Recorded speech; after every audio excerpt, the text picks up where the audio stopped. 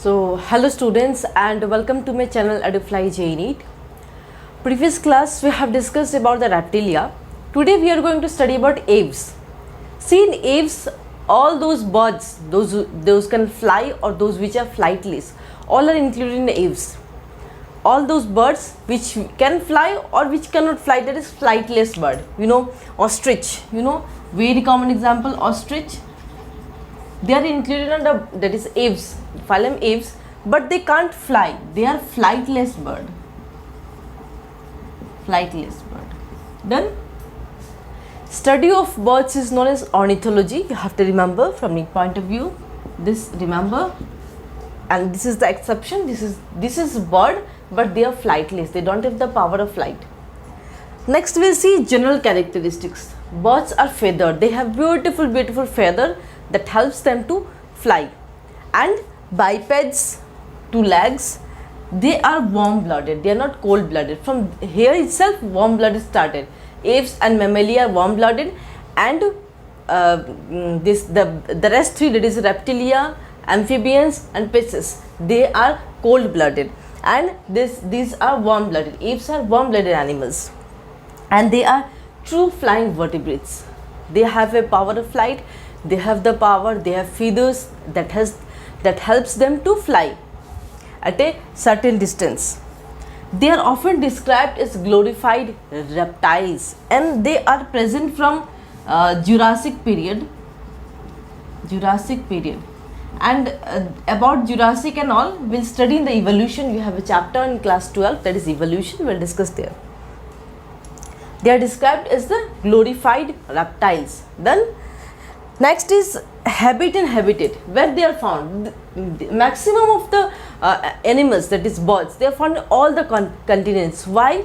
Because they have the power of flight. They can fly and reach to as many continents as they can, because the God has given them a very beautiful thing, that is to fly.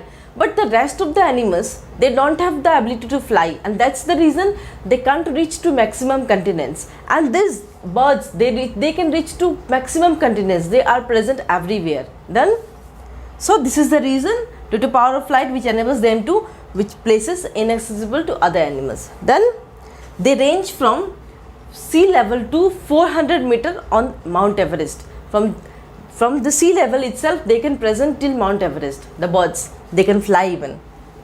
Done. This is about general characteristics and habit and habitat. We'll see the next point. Now we'll see about the temperature. See, those organisms, that is aves, the birds, they are warm-blooded organism. So the body temperature is regulated, and also what happens is that they provide high metabolic rate for quick energy supply. Due to they are warm-blooded animal, that's the reason they provide high metabolic rate for quick energy supply.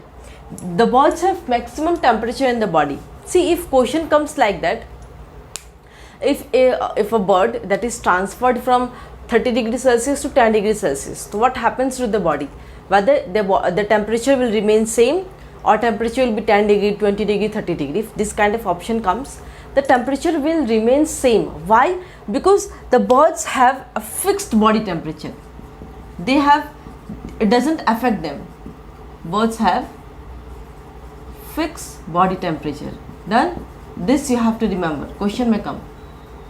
Temperature doesn't remain unchanged. Temperature always remains same. Then next is body form. They have head, neck, trunk and tail. 4 parts. Head is small and round. Neck is long, vertical and flexible. They can move from this part to that part, from front to back. They have that capacity to flexible. Trunk is compact and tail is short. Very short tail they have. So these are about body forms. How much parts are there in case of aves, that is in birds, and their temperature. Remember, about temperature, very important thing I have told you. And also the body temperature is they have maximum temperature in the body, this point, and they are warm blood. They are the first organisms who have warm blooded, यहाँ से warm blooded start होता है, बाकी सारे तो cold blooded ही थे ना, जैसे कि fishes, reptiles, amphibia, they were cold blooded animals, but they are warm blooded animals. Done. Now we'll see about the limbs. They have two pairs of limbs. Four limbs. The four limbs that is modified to form wings that helps in the movement, and hind limbs. They have hind limbs, and hind limbs are generally have scales, and they are modified for walking, swimming. Hind limbs जो पैर है, जो four limbs है वो उड़ने के लिए हो गया विंग्स, जो हिंड लिम्स है वो क्या करेंगे, स्विमिंग हो गया, वॉकिंग हो गया, या फिर clasping the tree branches. Done. This is about limbs. Skin is dry without glands, but oil glands, uropygial gland and green glands are present in the tail of the animals, in tail of that feathers in case of birds, and that due to the presence of that oil glands, they have different color of birds. They are so very beautiful birds. Their color of birds is due to this oil glands that is present in the feather, and also it helps them to fly. Next is the legs bear horny epidermal scales. The legs have horny epidermal scales which helps them, which indicate their reptilian ancestry. The birds have evolved from reptilian ancestry. The ancestors were no one but reptilians. The reptiles are their ancestors. You remember this about oil gland, uropygial gland, preen gland is present, and oil gland.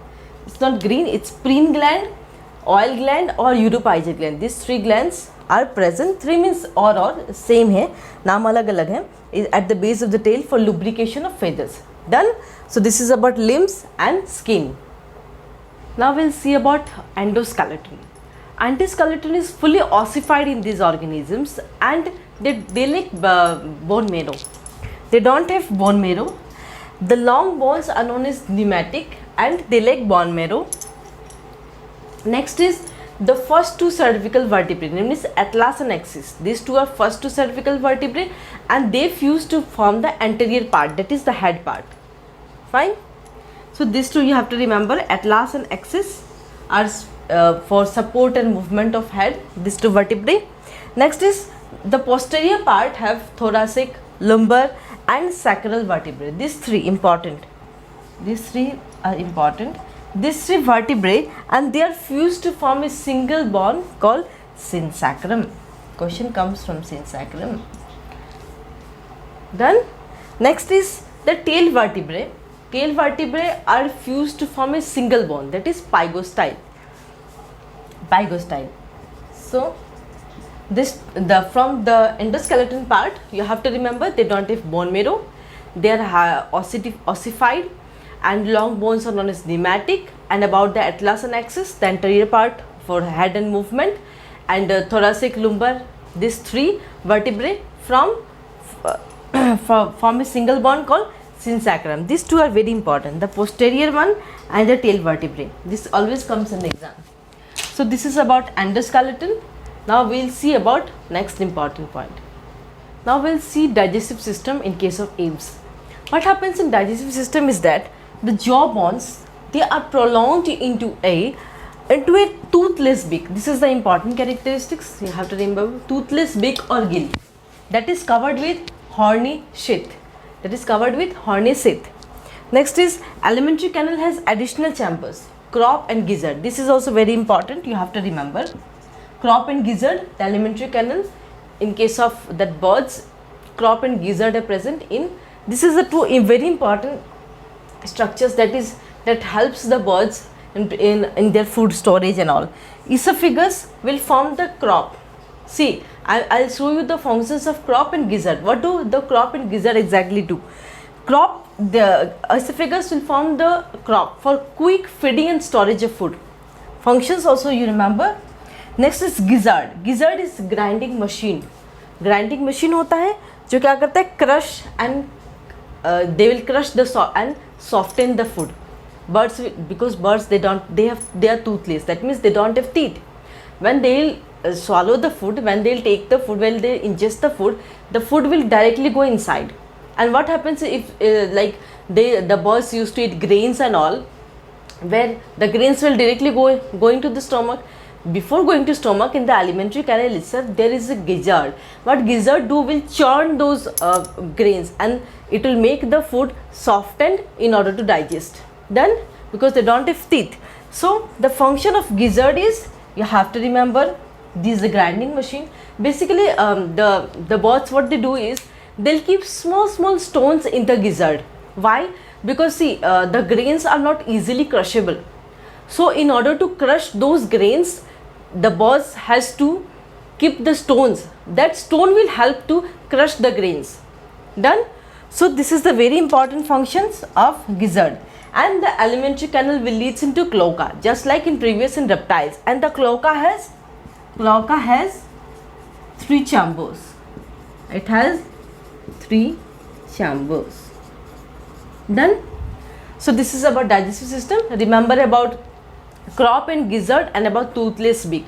These 3 are very important. You have to remember digestive system. Beak has very important functions like sucking, taking the food and all. No?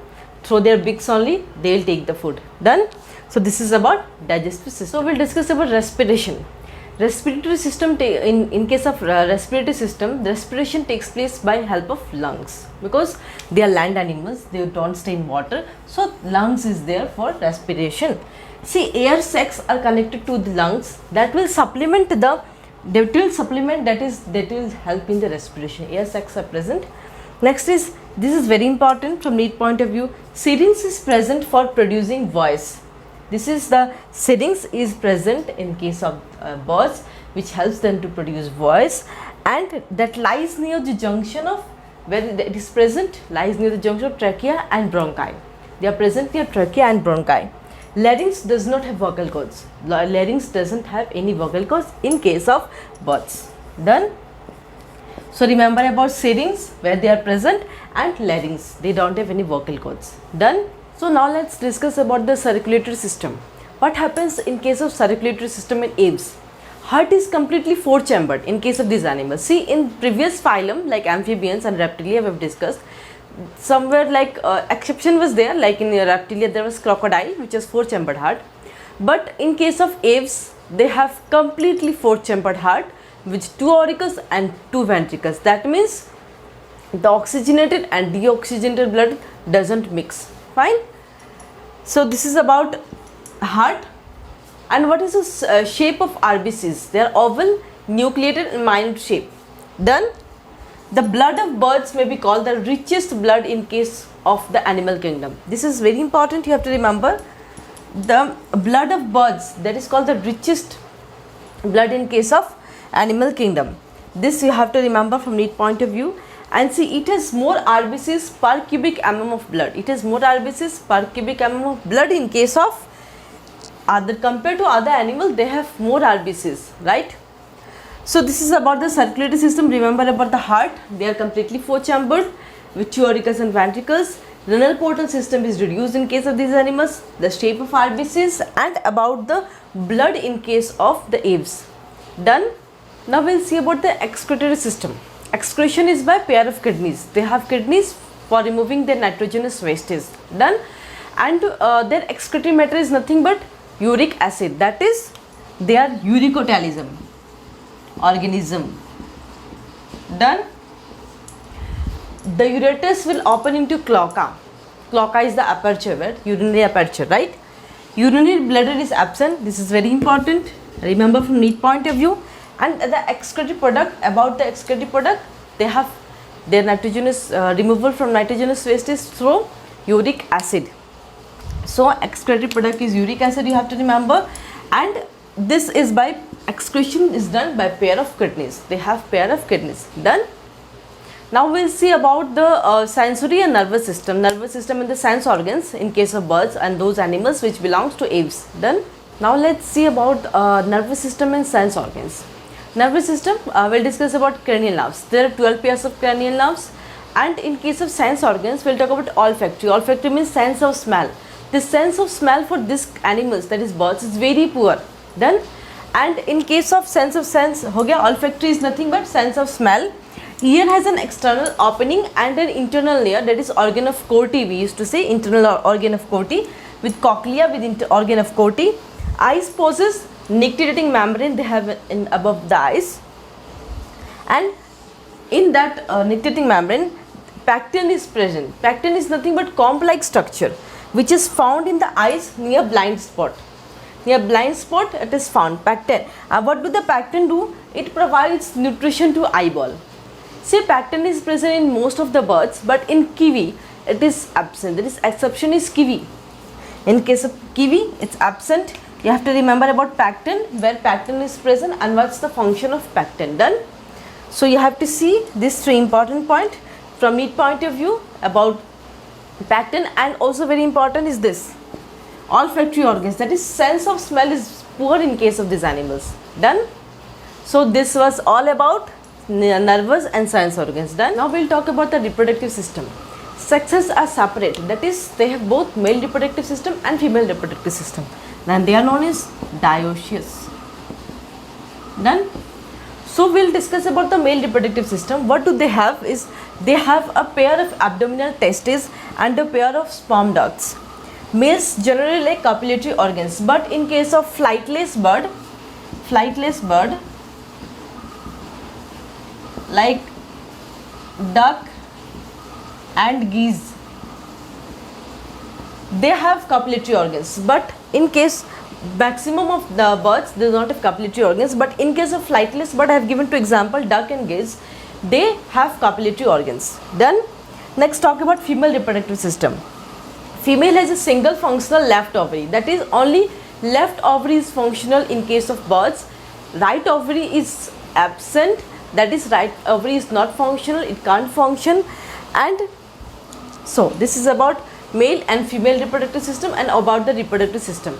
We'll discuss about fertilization and development in case of birds. Done? Now let's talk about fertilization and development. Fertilization is internal in case of these organisms. All birds are oviparous, that is they lay eggs. They don't give birth to the young ones, they lay eggs, and through the eggs only young ones hatched out. Next, eggs are large with much yolk and hard calcareous cells. The egg is very hard, they have a hard shell, so that it's not easily breakable. Done? Next is development. Development is direct and parental care is well marked. Embryonic membrane present are amnion, chorion, yolk sac and allantois. So this is all about eggs, fertilization and development. Everything I have covered, all the topics I have covered in case of eggs. And you just go through my notes because the exam is very near. It's on 13th of September.